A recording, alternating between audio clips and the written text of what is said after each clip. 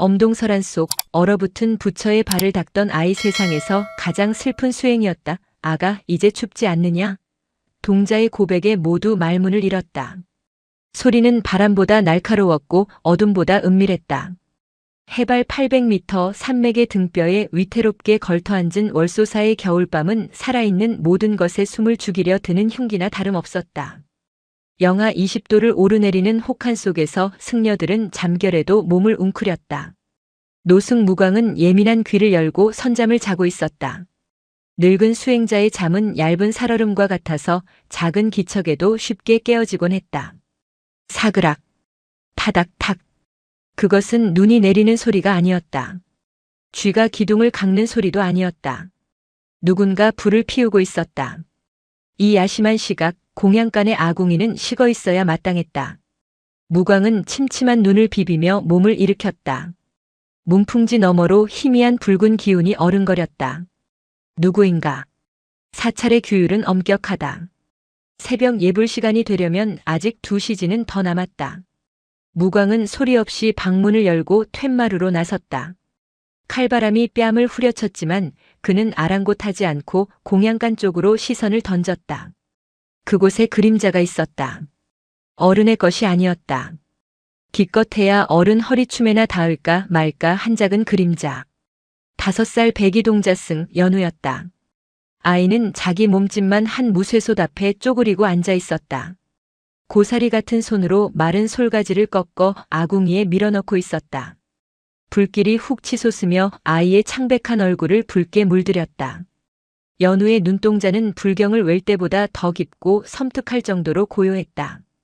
그 눈은 수행자의 눈이라기보다 무언가에 홀린 짐승의 눈에 가까웠다. 무광은 기둥 뒤에 몸을 숨겼다. 아이가 무엇을 하려는지 지켜봐야 했다. 물이 끓기 시작했다.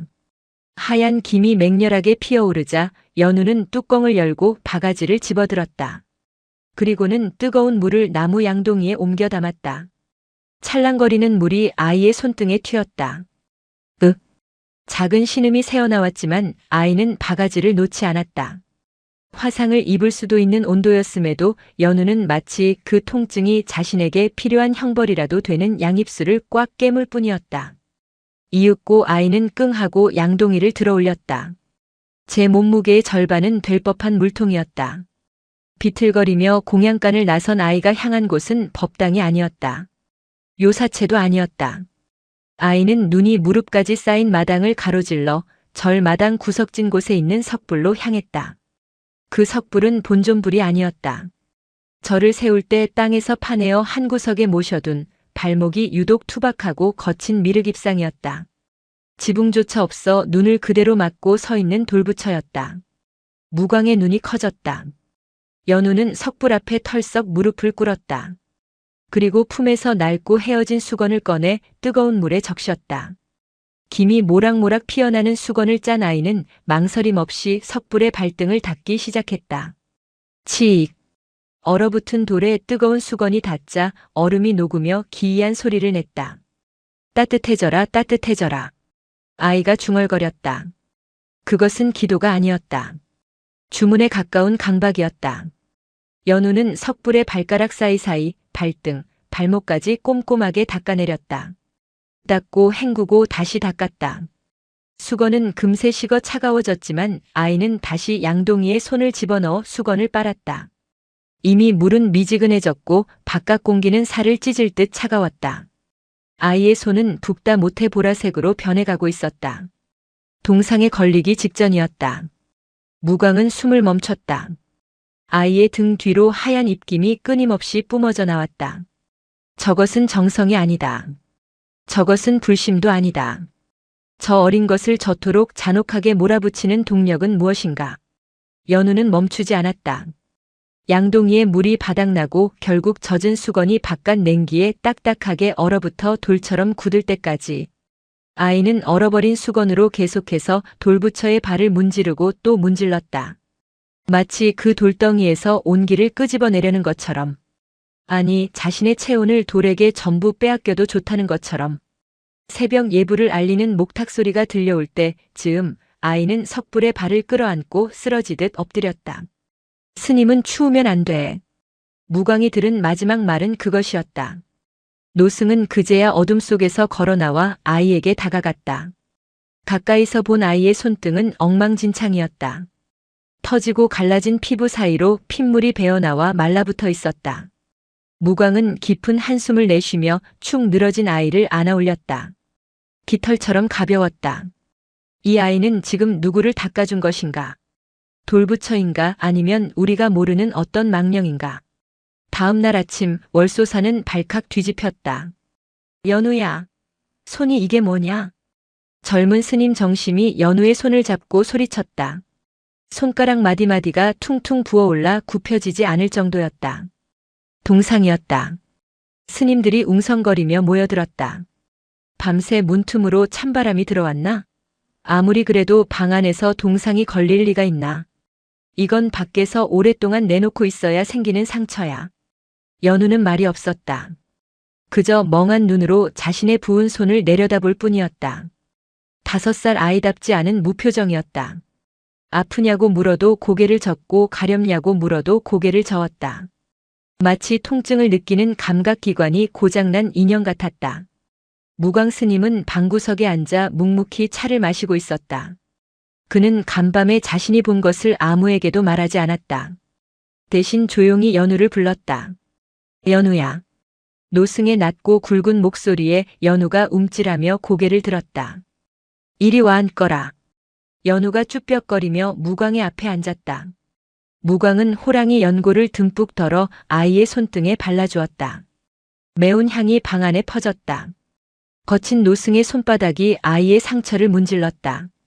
간밤에 꿈을 꾸었느냐? 무광이 넌지시 물었다. 연우의 눈동자가 흔들렸다. 아이는 시선을 피하며 입술을 달싹였다. 아니요. 그런데 왜 한밤중에 일어나 돌아다녔느냐? 화장실 다녀왔습니다. 거짓말이었다.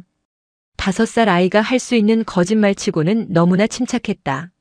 무광은 아이를 추궁하는 대신 아이의 눈을 똑바로 응시했다. 석불이 춥다더냐. 순간 연우의 몸이 딱딱하게 굳었다. 아이의 눈이 커지며 공포가 서렸다.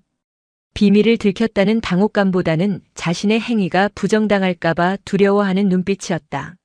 하지 마세요. 연우가 기어들어가는 목소리로 중얼거렸다. 무얼 말이냐? 못하게 하지 마세요. 닦아드려야 해요. 안 그러면 꽁꽁 얼어서 깨져버려요. 아이가 바들바들 떨기 시작했다. 누가 깨진다는 말이냐? 저 돌부처 말이냐? 발이요, 발이 시려서 툭 하고 부러지면 어떡해요?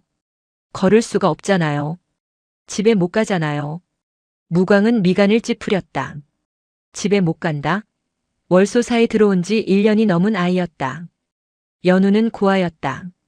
연고라고는 아무도 없었다. 그런데 집에 못 간다니. 논리에 맞지 않는 말이었지만 아이의 절박함은 진짜였다. 연우야. 부처님은 추위를 타지 않으신다. 돌은 춥지 않아. 아니에요. 추워요. 제가 만져봤어요. 얼음장 같았어요. 계속 놔두면 파랗게 변해서 뚝 부러진단 말이에요. 연우가 갑자기 소리를 질렀다. 평소 순하기만 하던 아이의 발작적인 반응에 문 밖에서 엿듣던 정심 스님이 놀라 문을 열고 들어오려 했다.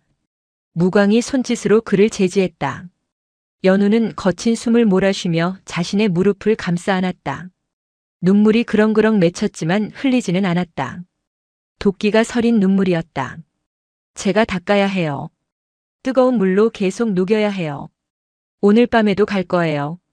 무광은 알 수 있었다. 이것은 고집이 아니었다. 생존 본능이었다.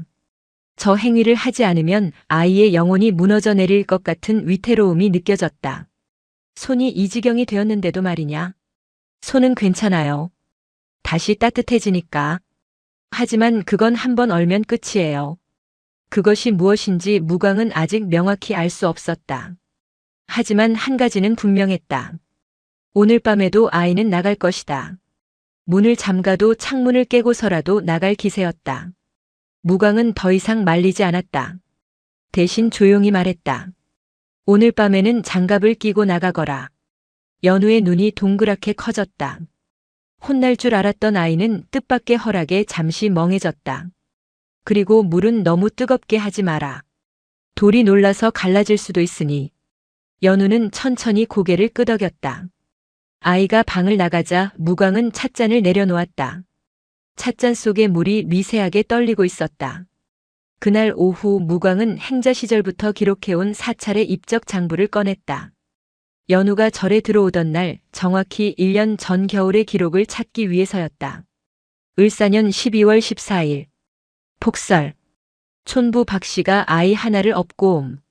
모치는 산 아래 고개에서 동사함. 아이의 이름은 모름.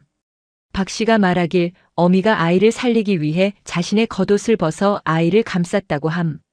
간단한 기록이었다. 특별할 것 없는 흉년에 흔히 있는 비극이었다. 하지만 무광의 시선은 동사라는 두 글자에 머물렀다. 동사 얼어 죽었다. 무광은 자리에서 일어났다. 연우가 평소 아끼며 숨겨두는 보물단지가 있다는 것을 알고 있었다. 아이가 수행을 하러 나간 사이 그 단지를 확인해야 했다. 그것이 이 기이한 행동의 열쇠가 될지도 몰랐다. 연우의 처소는 썰렁했다. 아이는 스님들과 함께 큰 방을 쓰지 않고 창고 옆에 딸린 작은 쪽방을 고집해 쓰고 있었다. 혼자 있는 것이 편하다는 이유였지만 실상은 밤마다 몰래 나가기 위함이었을 것이다. 무광은 낡은 서랍장 깊숙한 곳을 뒤적였다. 옷가지 몇 벌과 나무팽이 하나. 그리고 가장 안쪽에 광목천으로 꽁꽁 싸맨 작은 덩어리가 있었다. 매듭을 풀자 퀴퀴한 냄새가 났다. 곰팡이 냄새와 흙냄새, 그리고 설명하기 힘든 비릿한 냄새가 섞여 있었다. 나온 물건은 한 짝의 버선이었다. 그것은 승려의 것이 아니었다.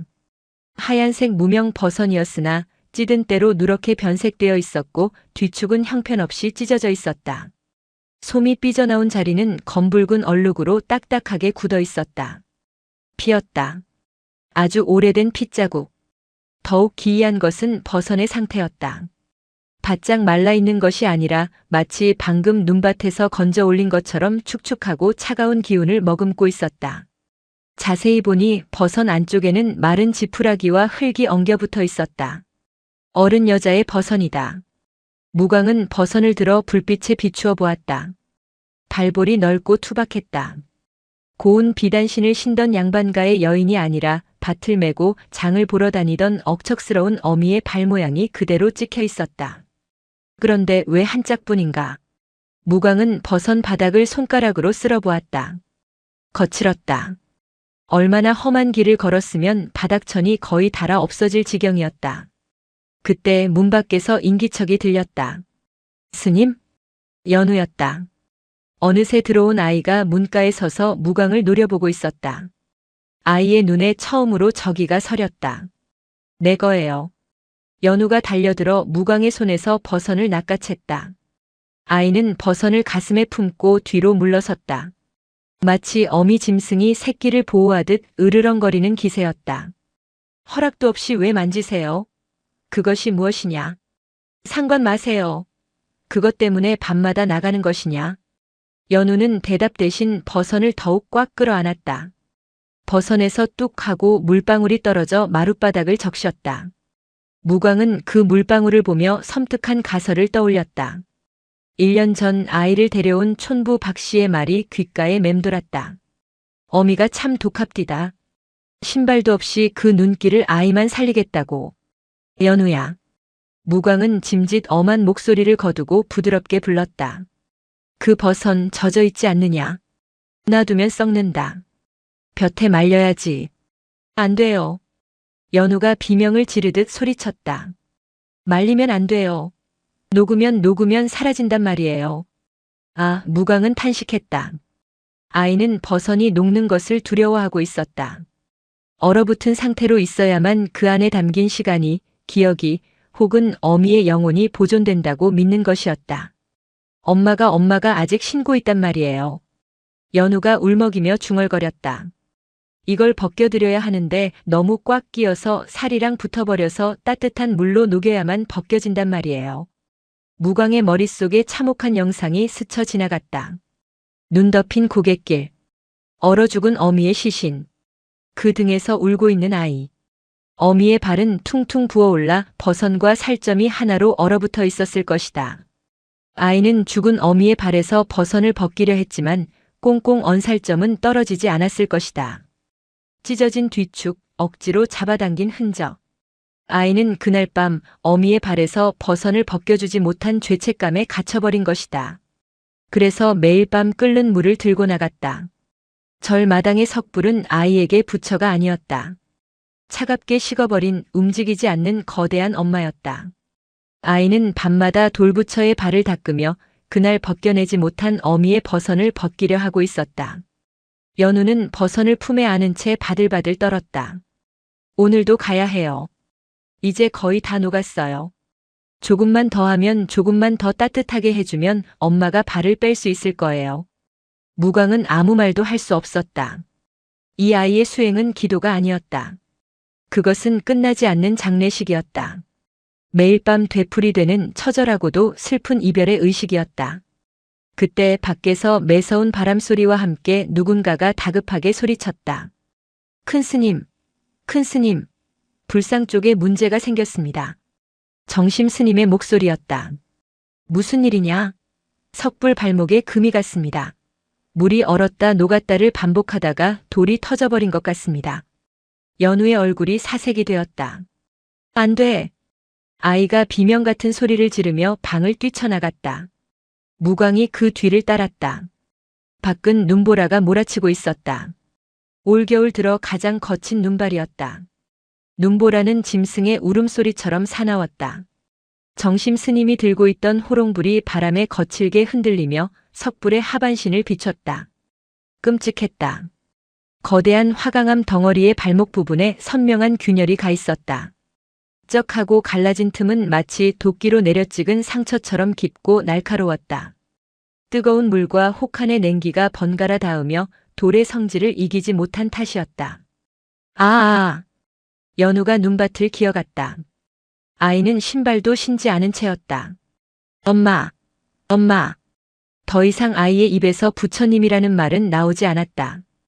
연우는 갈라진 돌 틈에 자신의 작은 손가락을 집어넣었다. 피가 났다. 거친 돌 단면에 긁혀 손톱 밑에서 붉은 선혈이 배어나왔지만 아이는 아랑곳하지 않고 벌어진 틈을 억지로 오므리려 안간힘을 썼다.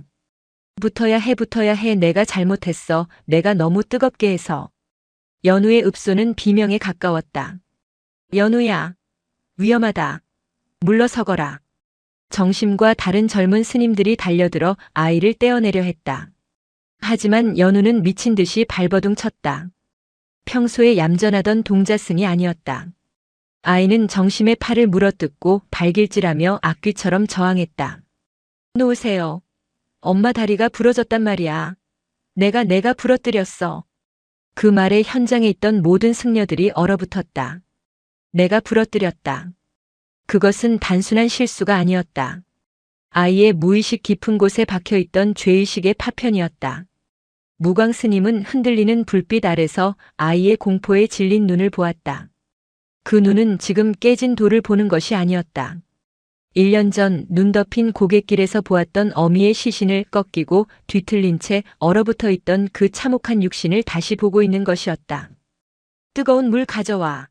빨리. 연우가 고래고래 소리를 질렀다. 살이 얼어서 터진 거야. 녹이면 다시 붙어. 빨리 물 가져오란 말이야. 아이는 제정신이 아니었다.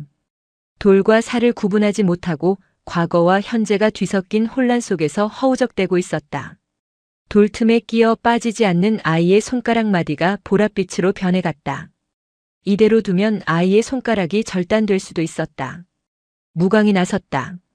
그는 망설임 없이 아이의 뒷덜미를 낚아챘다. 이 녀석. 노승의 호통이 눈보라를 뚫고 쩌렁쩌렁 울렸다. 이건 돌이다. 내 어미가 아니다. 무광은 억지로 아이의 손을 돌틈에서 빼냈다. 우드득. 뼈가 어긋나는 소리가 났지만 멈출 수 없었다. 손이 빠져나오자마자 연우는 힘을 잃고 무광의 품에 축 늘어졌다. 그러나 입으로는 여전히 중얼거리고 있었다. 아파요. 엄마가 아파해요. 다리가 없으면 나를 못 업는데. 아이의 눈에서 초점이 사라졌다. 극도의 충격과 추위가 겹쳐 쇼크 상태에 빠진 것이었다. 무광은 황급히 아이를 자신의 승복 자락으로 감쌌다. 아이의 몸은 불덩이처럼 뜨거웠다. 석불에 갈라진 틈 사이로 바람이 지나가며 피잉하는 기괴한 소리를 냈다.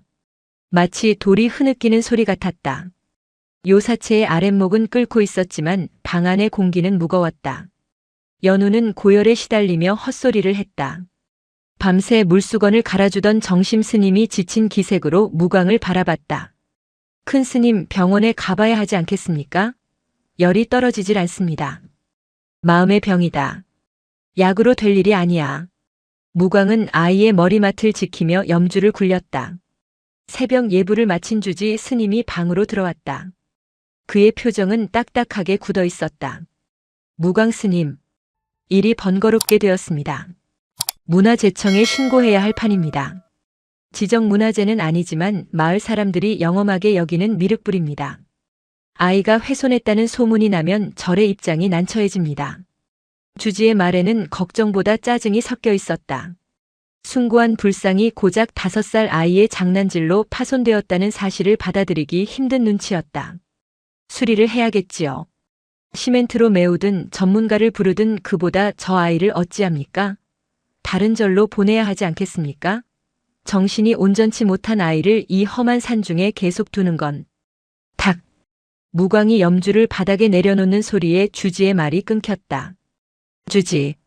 무광의 목소리는 낮았지만 서늘했다. 자네 눈에는 저게 문화재로 보이는가? 예? 그게 무슨 말씀이신지. 저 아이는 지난 겨울 내내 제 어미의 시신을 닦듯 저 돌을 닦았네.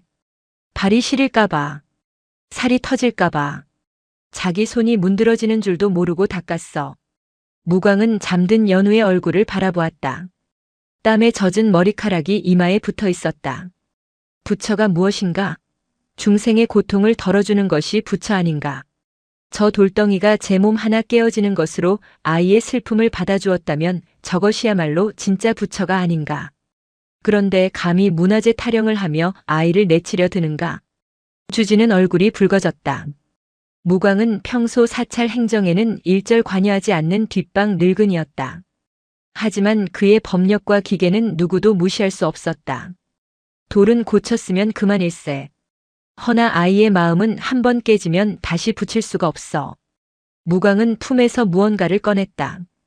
지난밤 아이의 방에서 가져온 찢어진 버선 한 짝이었다. 이걸 보게. 아이 어미의 유품일세. 뒤축이 다 뜯겨나갔지. 아이는 어미가 죽던 순간 꽁꽁 언 어미의 발에서 이걸 벗겨주지 못한 게 한이 된 거야. 그래서 매일 밤 돌부처의 발을 데운 게지. 언젠가 그 돌이 녹으면 이 버선을 벗겨줄 수 있을 거라고 믿으면서. 주지는 버선을 보고 말을 잃었다. 방 안에는 침묵만이 감돌았다. 그때 연우가 앓는 소리를 내며 눈을 떴다. 몽롱한 눈동자가 천장을 배회하다가 무광과 마주쳤다. 스님. 갈라진 목소리였다. 부처님 발 다 나으셨어요? 자신의 생사보다 돌의 안부를 먼저 묻는 아이. 무광은 가슴 한구석이 묵직하게 내려앉는 것을 느꼈다. 여기서 거짓말을 할 수는 없었다. 그렇다고 사실대로 말하면 아이가 무너질 것 같았다. 무광은 아이의 이마에 손을 얹었다. 아직 아프시단다. 연우의 눈에 눈물이 고였다. 저 때문에. 아니, 내 덕분이다. 무광은 단호하게 말했다. 내가 너무 뜨겁게 사랑해서 돌이 그 마음을 견디지 못하고 터져버린 게다. 그것은 상처가 아니라 부처님이 너에게 대답을 하신 게다. 대답이요? 그래. 이제 그만해도 된다는 대답이다. 껍질을 깬 게야. 연우는 이해할 수 없다는 표정이었다. 무광은 더 설명하지 않았다. 말로 이해시킬 수 있는 단계가 아니었다. 아이에게는 체험이 필요했다. 이 지독한 업보의 고리를 끊어낼 새로운 의식이 필요했다. 사흘이 지났다. 연우의 열은 내렸지만 아이는 방 밖으로 나오지 않았다. 식음도 전폐하고 벽만 보고 누워 있었다. 밤이 되어도 더 이상 공양간으로 가지 않았다. 불상을 닦을 도구도 이유도 사라졌다고 믿는 듯 했다. 아이는 삶의 목적을 잃은 사람처럼 시들어갔다. 달이 유난히 밝은 밤이었다. 무광은 승복을 갖춰 입고 연우의 방문을 열었다. 일어나라. 연우가 힘없이 고개를 돌렸다. 가자. 어디를요? 발을 닦으러 가야지. 연우의 눈동자가 흔들렸다. 하지만 깨졌잖아요. 다 부서졌잖아요. 깨졌으니 더 시리시지 않겠느냐. 상처난 곳일수록 더 보듬어야 하는 법이다.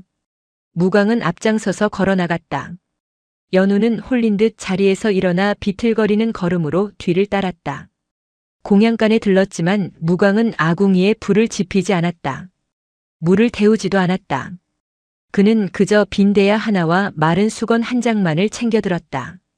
물은 안 가져가세요? 연우가 물었다. 오늘은 필요 없다. 두 사람은 눈 덮인 마당을 가로질러 석불 앞으로 갔다. 깨진 발목은 흉하게 벌어져 있었고 그 틈으로 눈발이 들이치고 있었다. 연우는 그 참상을 똑바로 보지 못하고 고개를 숙였다. 죄인이 처형대를 마주한 모습이었다. 무광은 석불 앞에 섰다. 그리고 신고 있던 승려화를 벗었다. 하얀 버선도 벗었다. 맨발이었다. 노승에 쭈글쭈글하고 굳은 살 박인 맨발이 차가운 눈 위에 닿았다. 스님? 연우가 놀라 소리쳤다. 뭐 하시는 거예요? 추워요. 얼어버려요. 무광은 대답 없이 석불 옆에 눈밭에 가부좌를 틀고 앉았다. 맨발을 석불의 차가운 발등 위에 얹었다. 살과 돌이 직접 닿았다. 인간의 체온이 돌로, 돌의 냉기가 인간에게로 흘러들었다. 살을 파고드는 고통에 무광의 미간이 찌푸려졌다. 뼈가 시리다 못해 끊어질 듯한 통증이었다. 하지만 무광은 눈을 감고 호흡을 골랐다. 연우야. 노승이 불렀다. 이리 와서 앉거라. 연우는 덜덜 떨며 다가왔다. 스님, 발 치우세요. 네. 이러다 스님도 엄마처럼. 내 엄마가 느꼈을 추위가 궁금하더냐. 연우의 입이 딱 멈췄다. 내가 매일 밤 데우려 했던 것이 돌이냐 아니면 그날의 추위냐. 무광은 눈을 떴다. 그의 눈빛은 깊은 우물처럼 고요했다. 내가 물을 끓여 부으면 돌은 잠시 따뜻해지겠지. 허나 돌이 식으면 너는 또 불안해질 게다. 영원히 물을 끓여야 해. 그것은 지옥이다. 그럼 어떡해요? 추위를 없애려 하지 마라. 추위 속으로 들어오는 거다. 내 엄마는 추위에 져서 죽은 게 아니다. 마지막 순간까지 너를 안고 자신의 온기를 너에게 다 주고 떠난 것이다. 그 뜨거움을 기억해야지 왜 차가운 발만 기억하느냐. 무광이 손을 뻗어 연우의 손을 잡았다. 그리고 자신의 무릎 위로 끌어당겼다. 너도 손을 얹어라. 싫어요, 무서워요. 무서워하지 마라. 내가 있지 않느냐. 우리 둘의 온기라면 이깟 돌덩이 하나쯤은 견딜 수 있다. 연우는 주저하다가 떨리는 손을 내밀었다. 조심스럽게, 아주 조심스럽게 깨진 석불의 발목에 손바닥을 댔다. 차가웠다. 소스라치게 차가웠다. 하지만 동시에 그 옆에 맞닿은 무광 스님의 맨발에서 따뜻한 피가 도는 것이 느껴졌다. 차가움과 따뜻함이 동시에 존재했다. 느껴지느냐? 무광이 물었다. 차가운 건 돌이고 따뜻한 건 살아있는 우리다. 내 엄마는 이제 몸이 없으니 춥지 않다. 추운 건 여기 남겨진 내 마음뿐이다. 연우의 눈에서 눈물이 주르륵 흘러내렸다. 엄마가 안 추워요? 그래. 춥지 않다. 내가 이렇게 살아있지 않느냐. 내 몸이 따뜻한데 어찌 엄마가 춥겠느냐. 그날 밤 눈 내리는 산사의 마당에는 기이한 풍경이 펼쳐졌다. 늙은 스님과 어린아이가 깨진 돌부처를 사이에 두고 서로의 체온으로 차가운 돌을 덮이고 있었다. 물은 없었다. 오직 사람의 온기만이 흐르고 있었다. 그것은 치유의 시작이었다. 그날 밤의 기행은 비밀이 될 수 없었다. 다음 날 아침 무광 스님은 자리에 눕고 말았다. 칠순이 넘은 노구로 혹한의 눈밭에서 맨발로 버틴 대가였다. 발바닥은 동상을 입어 검붉게 변했고 오한이 뼛속까지 파고들었다. 하지만 정작 무광은 앓는 소리 한 번 내지 않았다. 그저 묵묵히 천장을 응시할 뿐이었다. 문제는 연우였다. 연우는 밤새 알아놓은 무광의 곁을 떠나지 않았다. 아이는 더 이상 공양간에서 물을 끓이지 않았다. 대신 물수건을 짜서 무광의 이마에 얹었다. 스님 많이 아프세요? 연우가 물었다. 무광은 힘겹게 눈을 뜨고 아이를 보았다. 아이의 눈빛이 달라져 있었다. 며칠 전까지만 해도 초점이 없고 공허하던 눈동자에 희미하게나마 현실을 인식하는 빛이 돌아와 있었다. 내 발은 괜찮다. 너는 이제 춥지 않으냐? 네. 연우는 고개를 끄덕였다. 그리고 작은 손으로 무광의 이불을 목까지 끌어올려 주었다. 스님이 제 추위를 가져가셨잖아요. 그 말에 무광은 가슴이 욱신거렸다. 아이는 알게 된 것이다. 온기라는 것은 일방적으로 붙는 것이 아니라 누군가가 대신 알아줌으로써 나누는 것임을. 죽은 돌에 물을 붓는 행위가 아니라 산 사람의 체온을 나누는 행위가 진정한 치유임을 깨달은 것이다. 하지만 절의 분위기는 흉흉했다. 주지 스님은 문화재 수리 기술자를 불렀다. 깨진 석불을 하루빨리 복원해야 했다. 마을 신도들 사이에서 동자승이 귀신에 들려 불상을 깼다는 소문이 돌기 시작했기 때문이다. 불교 대학을 나온 엘리트인 주지에게 미신 같은 소문은 사찰의 위신을 떨어뜨리는 독이었다. 오후가 되자 작업복을 입은 인부들이 시멘트와 접착제를 들고 마당에 들어섰다. 균열이 심하네요. 일단 강력 접착제로 붙이고 틈새는 석재용 퍼티로 메워야겠습니다. 감쪽같이 없애드릴게요. 인부 반장의 말에 주지가 고개를 끄덕였다. 티 안 나게 해주십시오. 원래 금이 없었던 것처럼. 그때였다.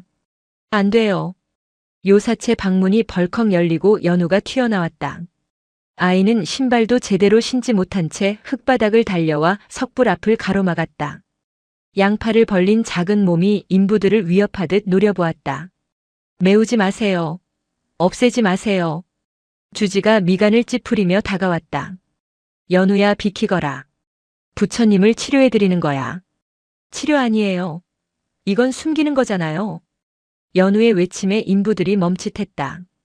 이 금은 부처님이 숨쉰 자국이에요. 내가 춥다고 해서 부처님이 가슴을 열어서 안아주신 자국이란 말이에요. 근데 왜 걸 지워요? 연우의 논리는 엉뚱했지만 그 안에 담긴 절박함은 서슬퍼런 칼날 같았다. 아이에게 그 균열은 파손이 아니었다. 엄마 대신 자신을 안아준 부처가 보여준 최초의 반응이자 자비의 증거였다. 그것을 시멘트로 덮어버리는 것은 아이에게 베풀어진 자비를 부정하는 행위였다. 주지는 난감해했다. 저 녀석이 또 발작을 하는구나. 정심아, 아이를 데리고 들어가라. 정심 스님이 곤란한 표정으로 다가오려 할 때 뒤에서 굵은 기침 소리가 들렸다. 아픈 몸을 이끌고 나온 무광 스님이었다. 그대로 두게. 큰 스님 몸도 성치 않으신 분이 상처를 덮는다고 없던 일이 되는가. 꿰맨 자국이 있어야 살이 붙었다는 걸 알지. 매끈한 거짓말보다 투박한 진실이 나을 때가 있는 법일세. 무광은 지팡이를 짚고 석불 앞으로 걸어갔다.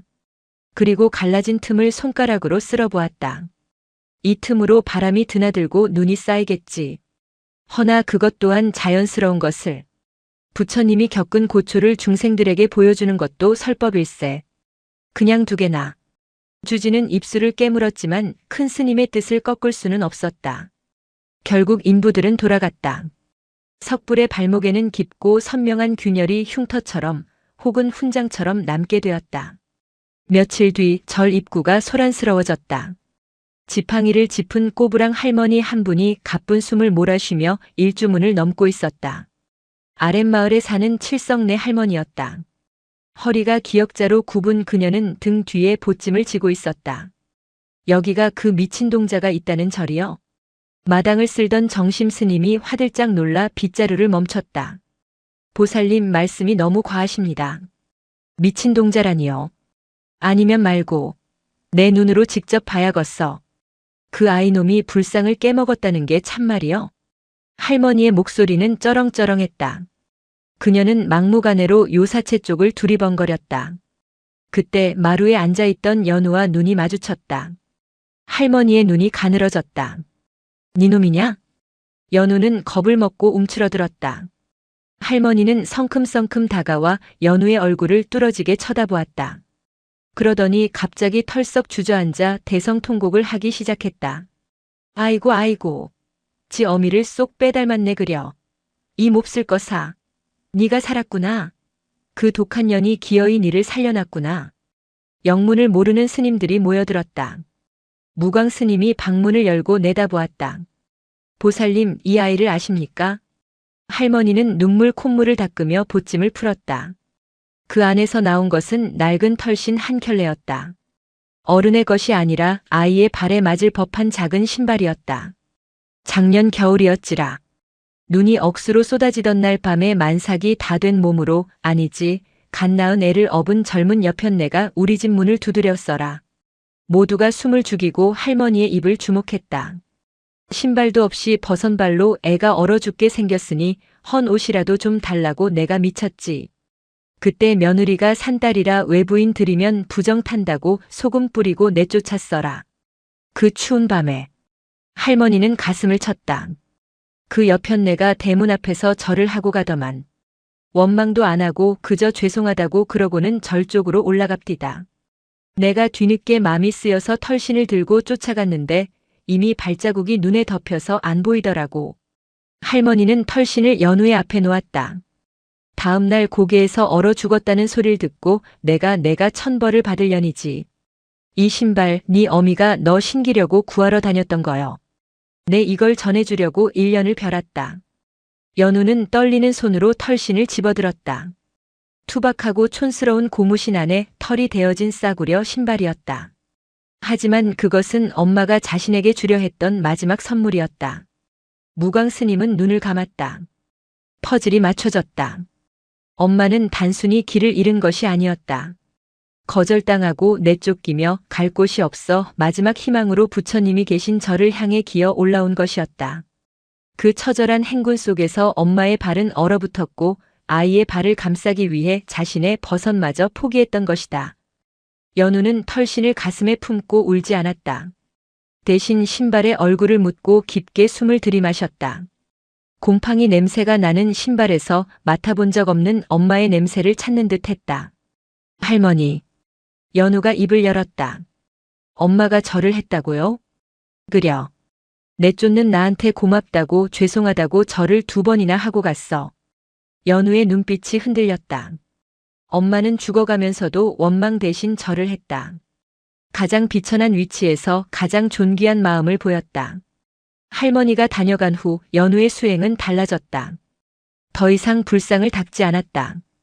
대신 연우는 새벽마다 빗자루를 들었다. 절마당이 아니라 절에서 마을로 내려가는 산길을 쓸기 시작했다.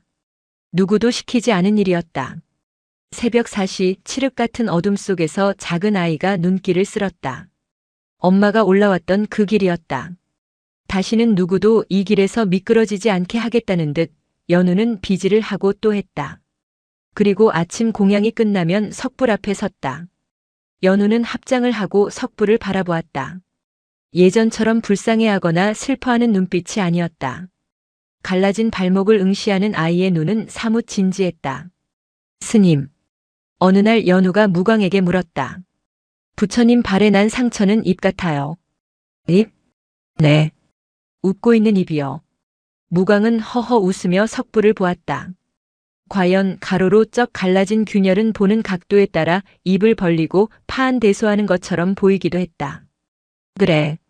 아픔이 터져서 웃음이 되었구나. 고통이 극에 달하면 오히려 해탈의 웃음이 터진다더니 돌부처가 너에게 큰 가르침을 주는구나. 하지만 평화는 오래가지 않았다. 외부에서 또 다른 시련이 찾아왔다.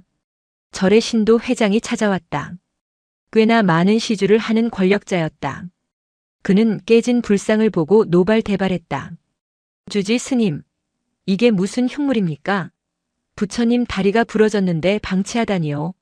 당장 새 불상을 모셔옵시다. 내 돈을 댈 테니 저 흉물은 치워버리고 금으로 도구만 새 부처를 모십시다. 주지는 난처한 표정으로 무광을 바라보았다. 신도 회장의 말은 곧 사찰 운영과 직결되는 문제였다. 동자승이 깼다면서요? 부정 타겟실이. 저 아이도 내보내세요. 고아원에 보내든가 해야지 절에 애군이 낍니다. 신도 회장의 손가락질이 연우를 향했다. 연우는 빗자루를 꽉 쥐고 고개를 숙였다. 죄인처럼 움츠러든 모습이었다. 그때 무광 스님이 나섰다. 회장님, 노스님, 말씀해 보십시오. 제 말이 틀렸습니까? 부처님은 금옷을 입는다고 거룩해지는 것이 아닙니다. 저 불상의 상처는 애군이 아니라 자비의 증거입니다. 자비요? 돌 깨진 게 무슨 자비입니까? 가난한 어미의 하늘, 어린아이의 슬픔을 저 돌이 대신 알아준 겁니다. 세상 어디에 중생의 아픔 때문에 제 몸을 쪼갠 부처가 있습니까? 저것이야말로 국보보다 귀한 성물입니다. 치우려거든 저를 먼저 치우십시오. 무광의 섯을 펄언 일갈에 신도 회장은 말문이 막혔다. 평생 수행으로 다져진 노승의 기운은 돈으로 살 수 있는 위엄이 아니었다. 하지만 회장은 쉽게 물러서지 않았다. 좋습니다. 그럼 증명해 보십시오. 저 깨진 돌덩이가 영험하다는 걸 증명하지 못하면 다음 달 초파일 전까지 중장비 불러서 밀어버릴 겁니다. 억지였다. 영험함을 어떻게 증명한단 말인가. 주지 스님은 한숨을 내쉬었고 연우는 입술을 깨물었다. 그날 밤부터 연우는 법당이 아닌 석불 앞 차가운 눈밭에 방석을 깔았다. 증명해야 했다. 돌이 영험해서가 아니었다. 엄마와 자신을 지켜준 저 상처투성이 부처님이 금불상보다 못하지 않다는 것을 보여주고 싶었다. 연우는 절을 시작했다. 하나 둘. 108배였다. 따뜻한 법당 안에서도 힘든 수행을 영하의 칼바람이 부는 마당에서 시작한 것이다. 5살 아이의 체력으로는 무모한 짓이었다. 한 번 절을 할 때마다 무릎이 눈바닥에 박혔다. 일어날 때마다 찬바람이 폐를 찔렀다. 10번이 넘어가자 다리가 후들거렸다. 20번이 넘어가자 숨소리가 거칠어졌다. 50번이 넘어가자 이마에서 땀이 비오듯 쏟아져 내렸다. 땀은 흐르자마자 식어 살을 차갑게 식혔다. 지켜보던 정심 스님이 뛰쳐나가려 했다. 말리지 마라. 무광이 막아섰다. 저건 고행이 아니다. 대화다. 하지만 아이가 쓰러집니다. 두고 보아라. 아이는 지금 돌과 이야기하는 것이 아니라 자기 안의 두려움과 싸우고 있는 것이다. 연우는 멈추지 않았다. 일은 일어나나. 다리에 힘이 풀려 넘어졌다. 눈밭에 얼굴을 쳐박았다. 까슬한 눈입자가 볼을 긁었다. 일어나야 해. 엄마는 이보다 더 추운 길을 걸었어. 연우는 이를 악물고 일어났다. 엄마가 걸었던 그 고통의 길을 자신은 제자리에서 절을 하며 따라가고 있었다. 이것은 엄마에 대한 추모이자 자신을 살려준 희생에 대한 감사의 의식이었다. 99백. 마지막 108번째 절. 연우는 온몸을 바닥에 던지듯 엎드렸다. 그리고 오랫동안 일어나지 못했다. 그때였다. 기이한 일이 벌어졌다. 새벽달이 구름을 벗어나며 석불을 정면으로 비췄다. 달빛이 갈라진 석불의 발목 틈새로 파고들었다. 그러자 그 틈새에서 희미한 빛이 반사되어 나왔다. 갈라진 돌틈 사이에 껴있던 얼음 결정들이 달빛을 받아 보석처럼, 아니 별처럼 반짝이기 시작한 것이다. 흉한 상처라고 생각했던 그 균열이 달빛을 머금자 찬란한 은하수처럼 빛나고 있었다. 마침 새벽 예불을 나오던 스님들과 잠을 설치고 나온 신도 회장이 그 광경을 목격했다. 어둠 속에서 오직 석불의 발목만이 스스로 빛을 내는 듯한 광경. 그 아래 엎드려 있는 작은 아이의 모습은 마치 빛을 받드는 동자 같았다. 신도 회장의 입에서 탄식이 흘러나왔다. 무광 스님이 조용히 은조렸다. 보십시오. 깨진 틈이 아니면 어찌 저토록 빛이 깊게 박히겠습니까? 상처 입은 자만이 빛을 품을 수 있는 법입니다. 연우가 천천히 고개를 들었다. 아이의 눈에 빛나는 균열이 들어왔다. 예쁘다. 아이가 중얼거렸다. 엄마의 찢어진 버선도 자신의 얼어붙은 손도 석불에 갈라진 다리도 그 모든 고통의 흔적들이 달빛 아래서 비로소 하나의 아름다운 무늬가 되어가고 있었다. 신도 회장은 한참 동안 말을 잇지 못했다. 달빛이 만든 기적 같은 풍경 앞에서 그의 세속적인 계산기는 멈추고 말았다. 회장은 천천히 석불 앞으로 걸어갔다. 값비싼 양복 바지가 눈밭에 끌리는 것도 신경 쓰지 않았다. 그는 무릎을 꿇고 있는 연우의 옆에 섰다. 그리고 자신의 떨리는 손을 내밀어 석불에 갈라진 틈을 만져보았다. 거칠었다. 날카로웠다. 하지만 그 안에서 반짝이는 얼음 결정은 보석보다 아름다웠다. 저에게도 이런 흉터가 있습니다. 회장이 쉰 목소리로 중얼거렸다. 10년 전 사업이 부도나고 아내가 도망갔을 때 가슴이 딱 이렇게 쩍 갈라지는 것 같았습니다. 남들 보기 부끄러워 금칠로 덮고 돈으로 메우며 살았는데 속은 여전히 이 모양이군요. 회장은 주머니에서 최고급 명주 손수건을 꺼냈다. 그리고 연우가 그랬던 것처럼 석불의 발등을 조심스럽게 닦았다. 스님 말씀이 맞습니다. 이 부처님은 아파봐야만 보이는 부처님입니다. 다음 날 중장비는 들어오지 않았다. 대신 회장은 사비를 털어 석불 주변에 작은 보호각을 세우겠다고 제안했지만 무광 스님은 그마저도 거절했다. 비가림막을 치면 눈도 맞지 않고 바람도 피할 수 있겠지요. 허나 그러면 이 돌부처는 박제된 인형이 됩니다. 세상 풍파를 온몸으로 맞는 모습 그대로 두십시오. 결국 석불은 그 자리에 그 모습 그대로 남게 되었다. 다만 이름이 생겼다. 사람들은 그 불상을 균열불이라 부르기 시작했다. 깨진 부처라는 뜻이었으나 비하가 아니라 경외의 호칭이었다. 연우는 이제 더 이상 숨어서 수행하지 않았다. 아이는 당당하게 엄마가 남긴 낡은 털신을 석불 옆 가장 볕이 잘 드는 곳에 나란히 놓아두었다. 엄마, 이제 발 시리지 않지? 부처님이랑 같이 햇볕 쬐고 있어. 털신 위로 겨울 햇살이 따스하게 내려앉았다. 그것은 연우가 엄마에게 보내는 첫 번째 작별 인사이자 긴 애도의 끝을 알리는 신호였다. 소문은 바람을 타고 산을 넘었다. 월소사에 가면 깨진 부처가 있다더라. 상처난 사람들이 가면 마음이 붓는다더라. 봄이 오고 산길에 눈이 녹자 낯선 발길들이 이어졌다. 그들은 복을 비는 사람들이 아니었다. 대박을 꿈꾸는 사업가나 합격을 바라는 학부모도 아니었다. 하나같이 어딘가 부서지고 깨진 사람들이었다. 자식을 잃은 부모, 병마와 싸우다 지친 환자, 사람에게 배신당해 마음의 문을 닫은 청년. 그들은 화려한 대웅전의 금동불을 지나쳐 마당 구석에 투박한 균열불 앞으로 모여들었다. 그리고 약속이나 한 듯 불상에 갈라진 발목을 어루만지며 눈물을 쏟았다. 너도 아프냐 나도 아프다. 그것은 기도가 아니라 공명이었다. 완벽하고 매끄러운 부처 앞에서는 차마 꺼내놓지 못했던 치부와 상처를 흉물스러운 돌부처 앞에서는 거리낌 없이 털어놓았다. 연우의 역할도 바뀌었다. 아이는 더 이상 울지 않았다.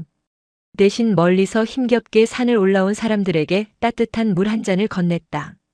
어느 날 젊은 여자가 찾아왔다. 퀭한 눈에 초점이 없는 마치 1년 전 연우의 엄마를 닮은 여자였다. 그녀는 불상 앞에서 1시간을 꼼짝도 않고 서 있더니 갑자기 주저앉아 오열했다. 다 죽고 싶어, 다 끝내고 싶어.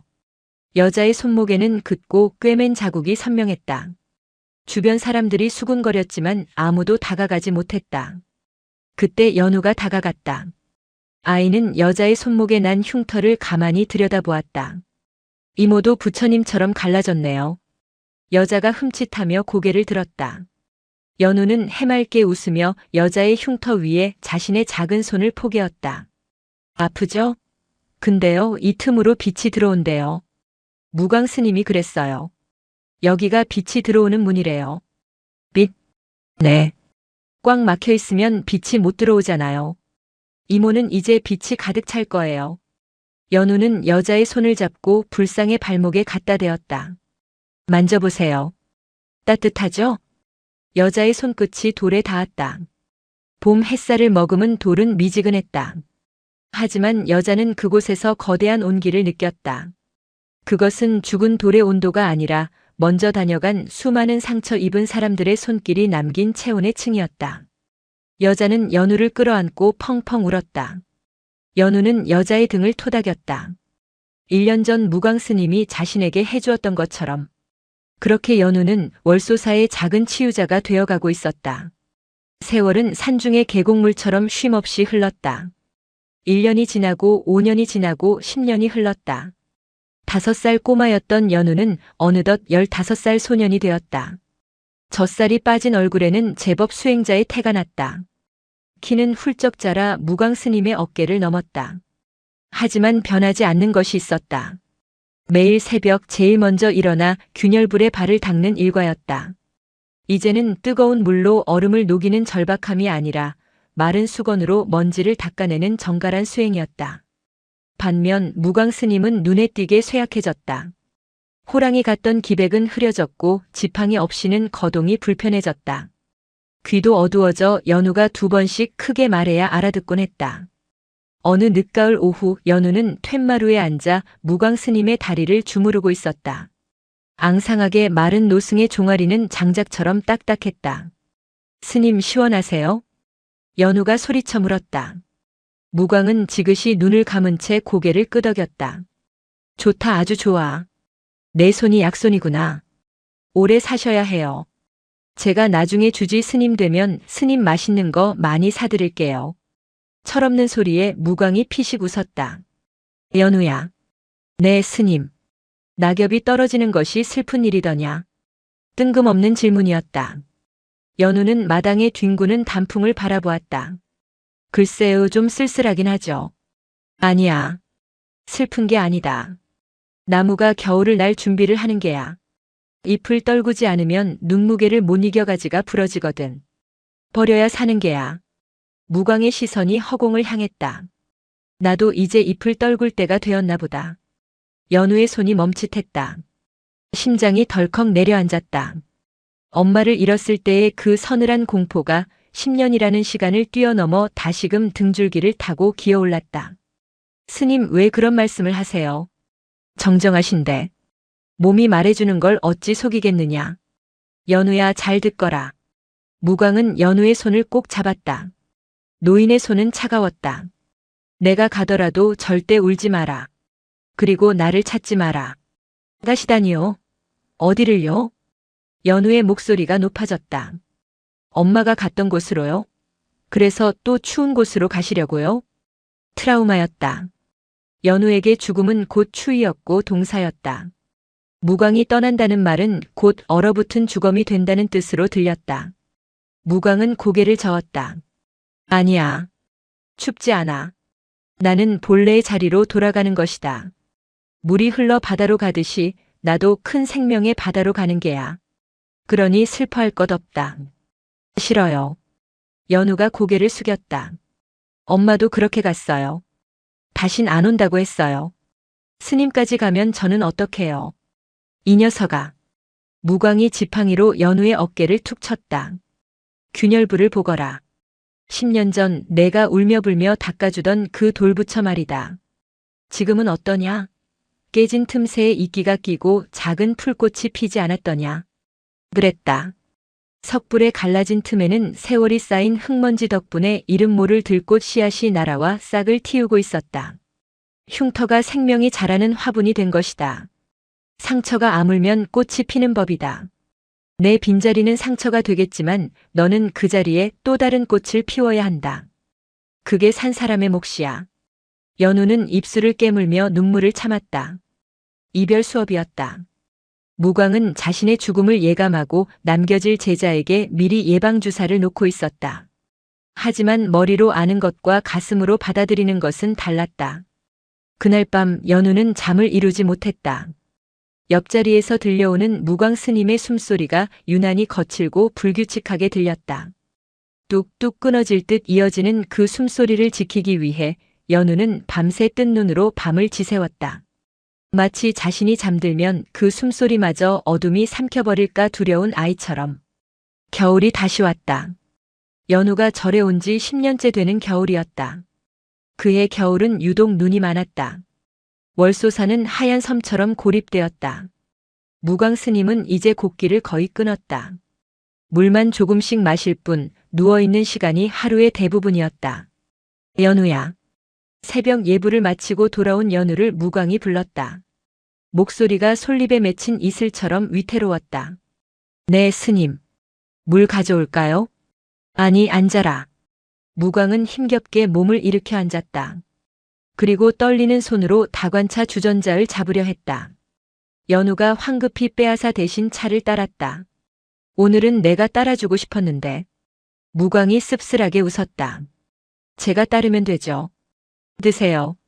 무광은 찻잔을 두 손으로 감싸쥐었다. 따뜻했다.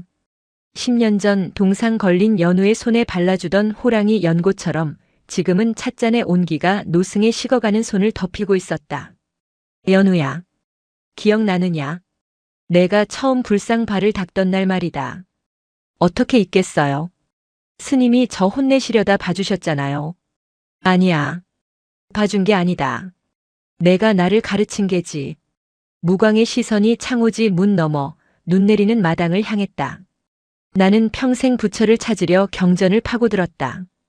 헌데 너는 그 작은 손으로 얼음장 같은 돌을 만지며 부처를 찾더구나. 너는 내 스승이었다. 스님, 왜 자꾸 그런 말씀을 하세요? 이별하는 사람처럼.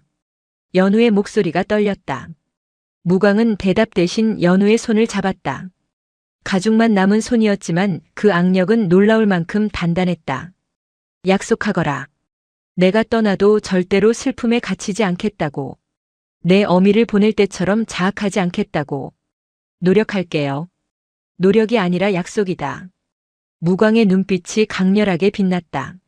마지막 등불이 꺼지기 직전 가장 밝게 타오르는 순간이었다. 네. 약속할게요. 되었다. 이제 나가보거라. 문을 닫고 아무도 들이지 마라. 내가 부를 때까지. 연우는 불안했지만 스님의 명령을 어길 수 없었다. 방을 나와 문을 닫았다. 문틈으로 스님이 가부좌를 틀고 명상에 잠기는 모습이 보였다. 그것이 마지막이었다. 1시간 뒤 연우가 다시 방문을 열었을 때 무광 스님은 앉은 채로 미동도 하지 않았다. 찻잔의 차는 아직 온기가 남아 있었으나 스님의 숨결은 이미 허공으로 흩어진 뒤였다.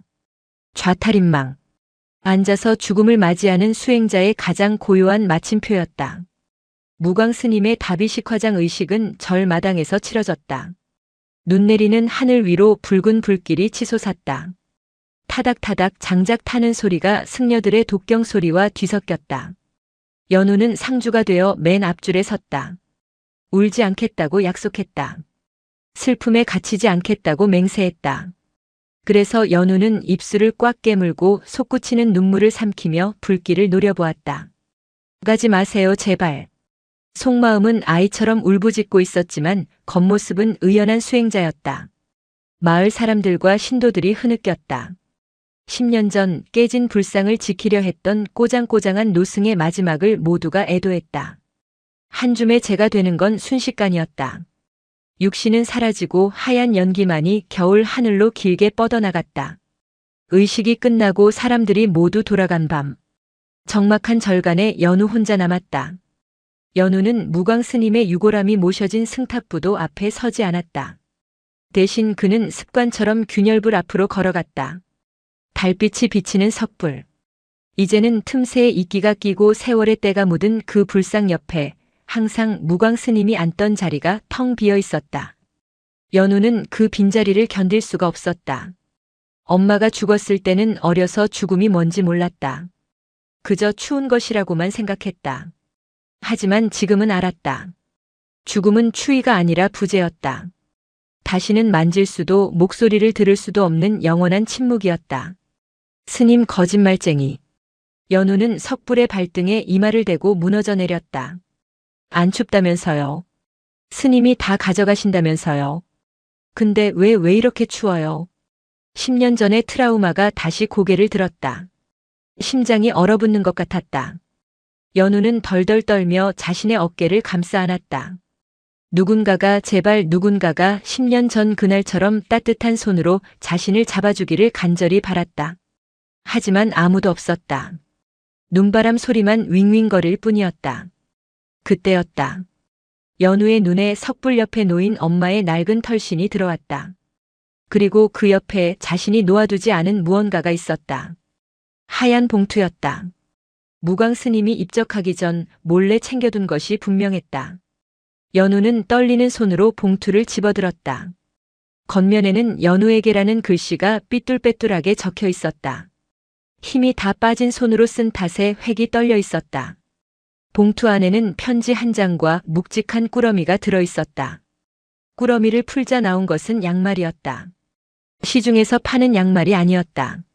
무광 스님이 평소 신던 두꺼운 무명 버선에 솜을 덧대어 기운 투박한 덧버선이었다. 꿰맨 자국이 숭숭 나 있는 낡고 냄새나는 헌버선. 연우는 편지를 펼쳤다. 연우야. 이 버선은 내가 30년 동안 겨울을 날 때마다 신었던 것이다. 많이 낡고 해졌으나 내 발의 온기가 가장 많이 배어 있는 물건이다. 10년 전 너는 어미의 버선을 벗기지 못해 울었지. 그것이 내 평생의 짐이었다. 이제 내가 내게 내 버선을 준다. 이것은 유품이 아니다. 내가 앞으로 걸어가야 할 눈길이 춥지 않도록 내가 미리 덮여놓은 신발이다. 신거라. 그리고 걸어라. 내 어미가 너를 업고 걸었던 그 길을, 내가 너를 업고 마음으로 걸었던 그 길을 이제는 내가 두 발로 씩씩하게 걸어가거라. 나는 갔다. 허나 내 따뜻함은 이 버선에 남아 내가 딛는 모든 걸음마다 함께할 것이다. 아! 연우의 입에서 탄식이 터져나왔다. 무광 스님은 알고 있었다. 연우가 언젠가 다시 맞닥뜨릴 상실의 고통을. 그래서 준비한 것이다. 10년 전 연우가 잃어버린 엄마의 버선 대신 아비의 버선을 남겨준 것이다.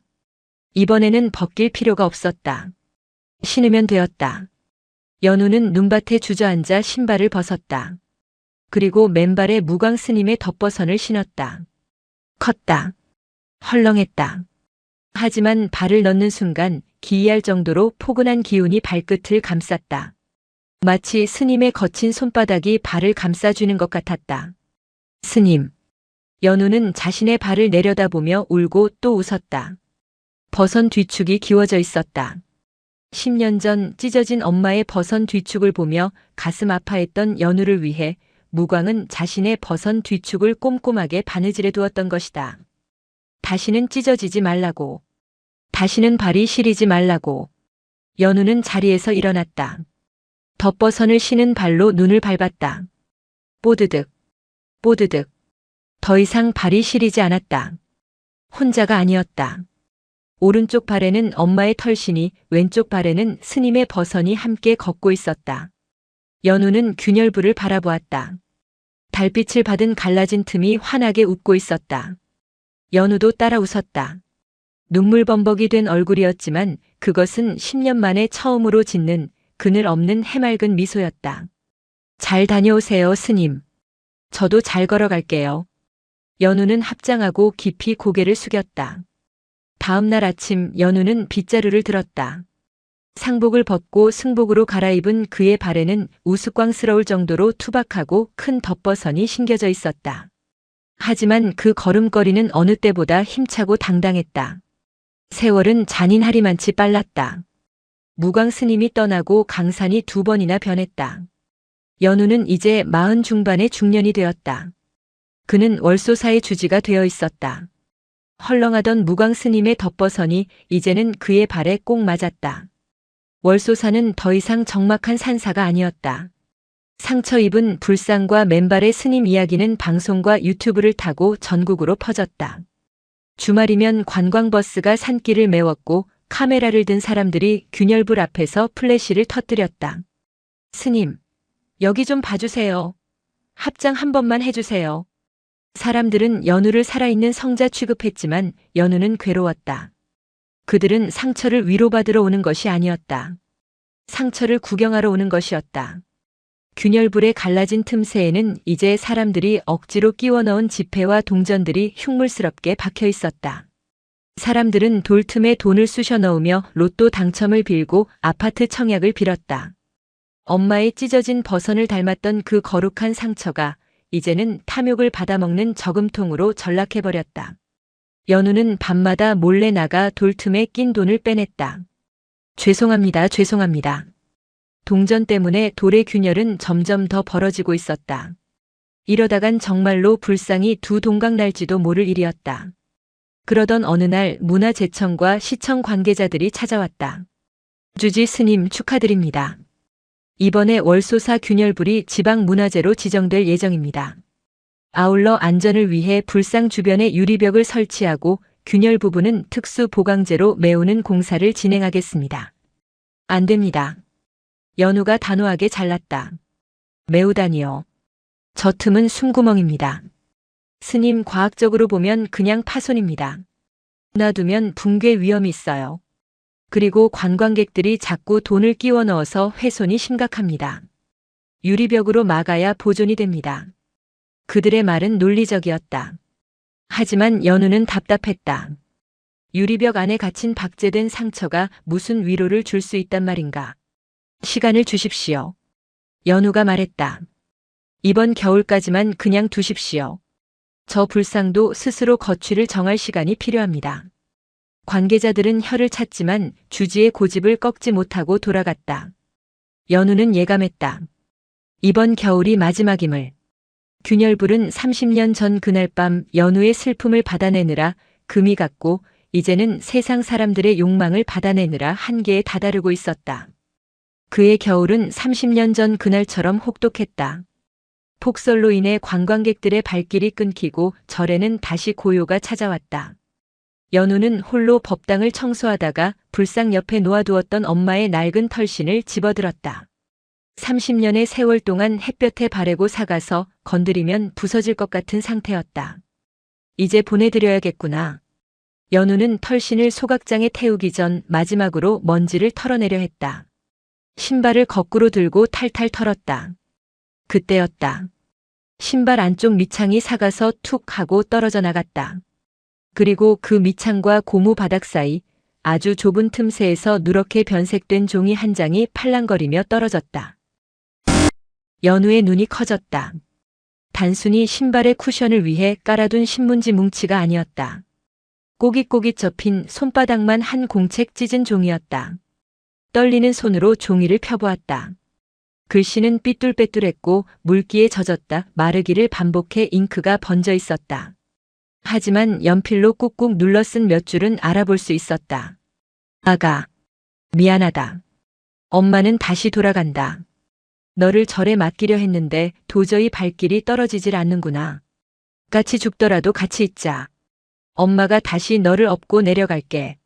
배고프지? 조금만 참아. 엄마가 미안해. 연우는 숨을 쉴 수가 없었다. 지금까지 연우는 엄마가 자신을 살리기 위해 절을 향해 필사적으로 올라왔다고 생각했다. 하지만 아니었다. 엄마는 절 입구까지 왔다가 차마 핏덩이를 차가운 절방에 떼어놓을 수 없어 다시 내려가던 길이었다.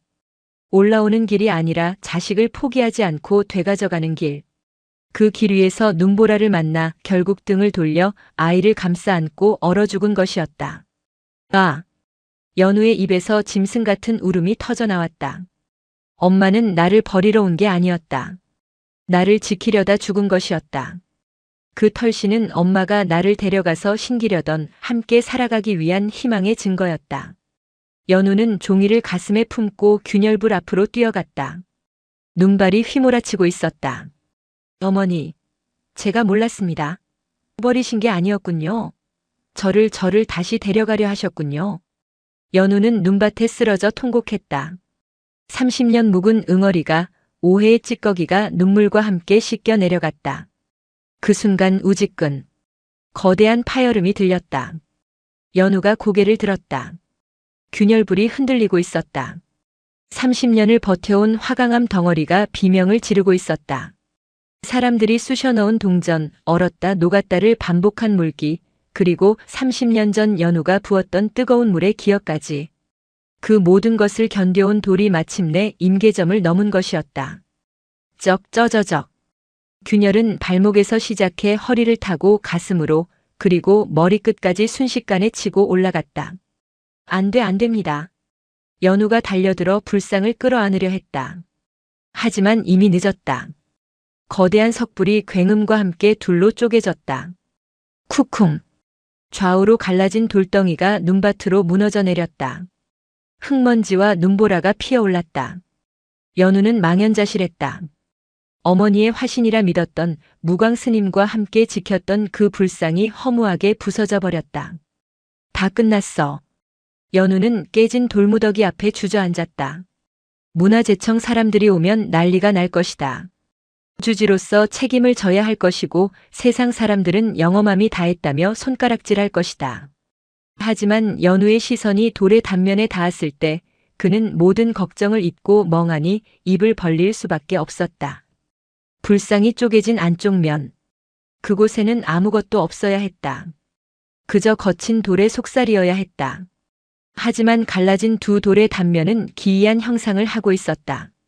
오랜 세월 습기가 스며들고 이끼가 자라고 검게 변색된 부분이 절묘하게 어우러져 만들어낸 그림. 그것은 부처의 모습이 아니었다. 왼쪽 돌에는 웅크리고 앉은 여인의 형상이, 오른쪽 돌에는 그 여인의 등에 엎인 작은 아이의 형상이 마치 먹물로 그린 수묵화처럼 돌 내부에 선명하게 새겨져 있었다. 우연이라고 하기에는 너무나 정교했다. 마치 돌덩이 자체가 처음부터 그 모습을 품고 있었던 것처럼.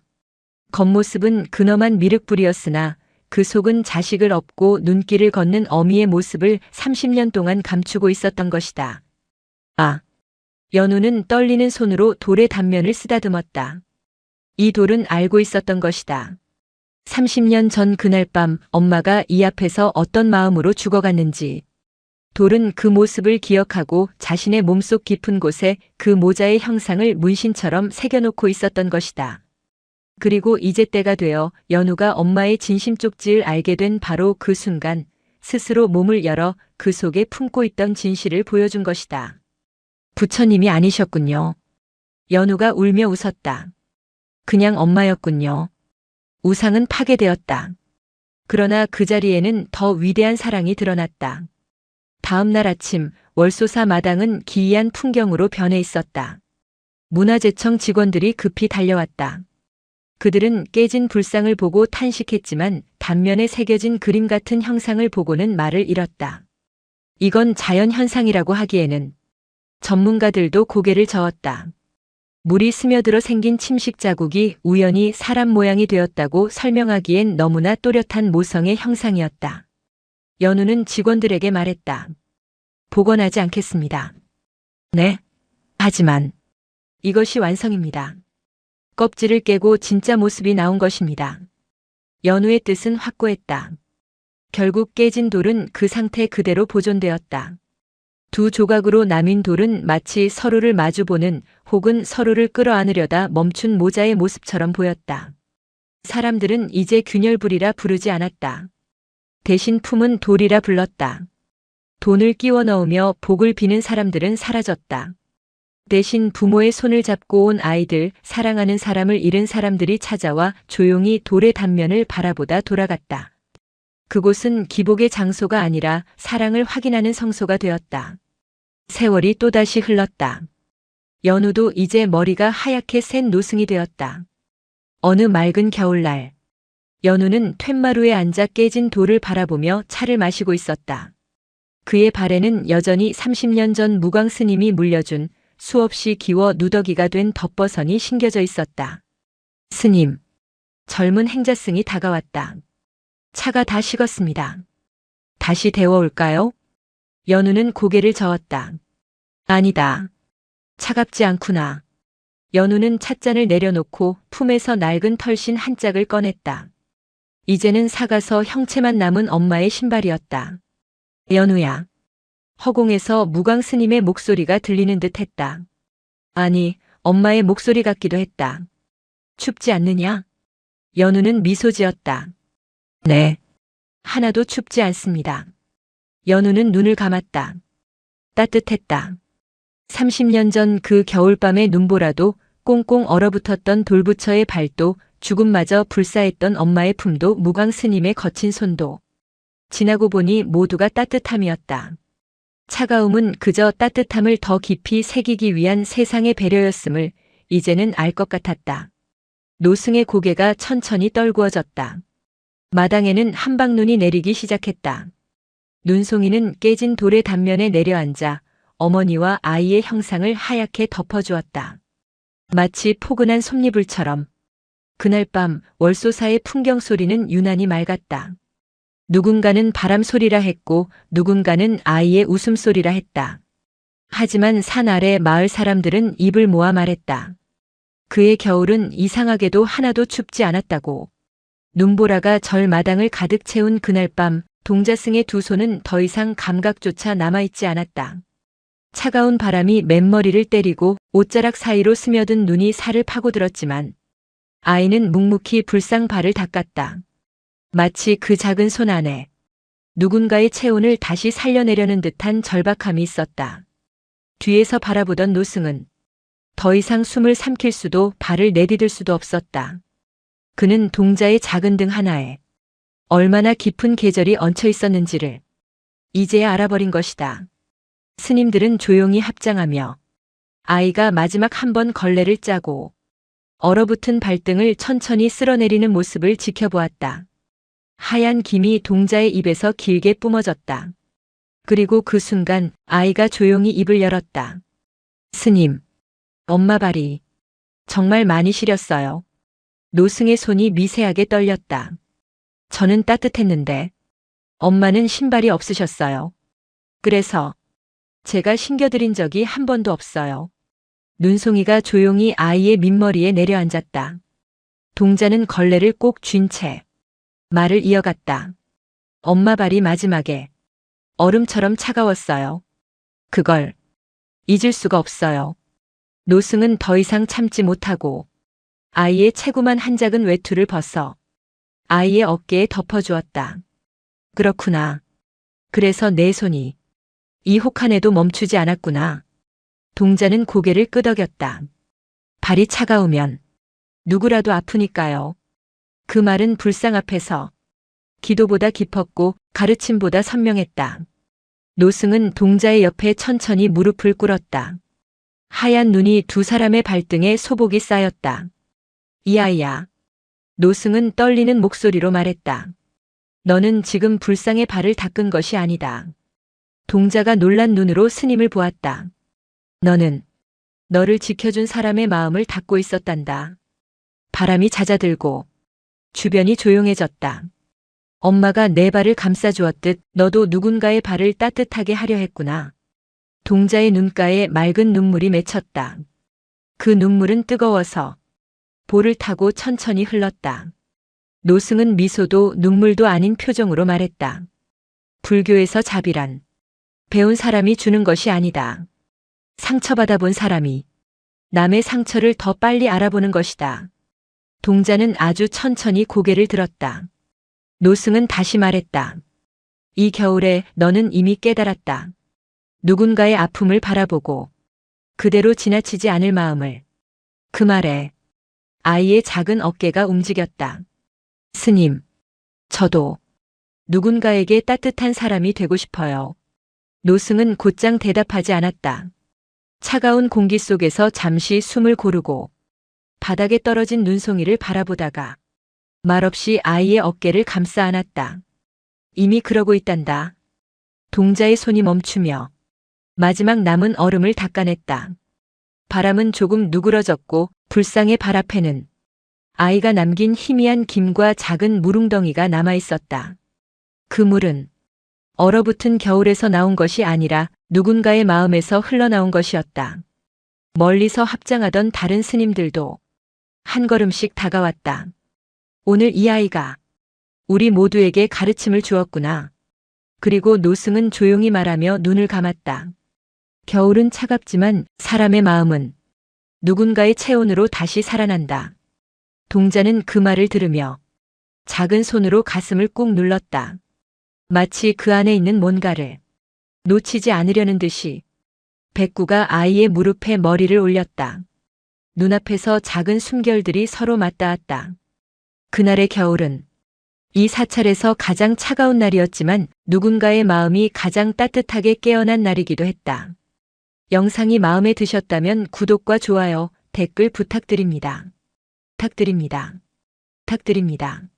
부탁드립니다. 부탁드립니다.